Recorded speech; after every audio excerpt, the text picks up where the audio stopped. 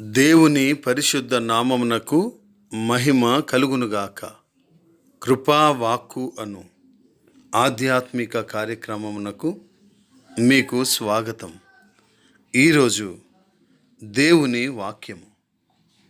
నిజముగా మేము దాసులమైతిమి, అయితే మా దేవుడవైన నీవు మా దాస్యములో మమ్మును విడువక మాకు దయ కనపరచి మేము తెప్పరిల్లునట్లుగా మాకు ఒక ఆశ్రయమునిచ్చుటకును కృప చూపించితివి.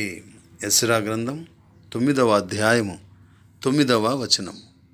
ప్రియులారా, కొన్నిసార్లు మనం చేతులారా తెచ్చుకున్న కష్టములు, సంఘర్షణలతో మనము తప్పించుకోలేక శిథిలావస్థలో ఉన్నట్లు అనిపించవచ్చు.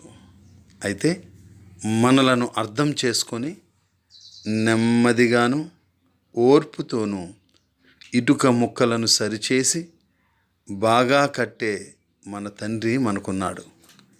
ఆలస్యమైన మనమెల్లప్పుడూ ఆయనను నమ్మవచ్చును. పునర్నిర్మాణంలో ఆయన సిద్ధహస్తుడు. ప్రియులారా, పోగొట్టుకున్న మునుపటి ఆనందాన్ని, ఆరోగ్యాన్ని, సంతోషాన్ని, దీవెన ఆశీర్వాదాలను ఒక దినమున దేవుడు పునరుద్ధరిస్తాడు. అట్టి కృప దేవుడు మనకు అనుగ్రహించునుగాక. Amen. God bless you all.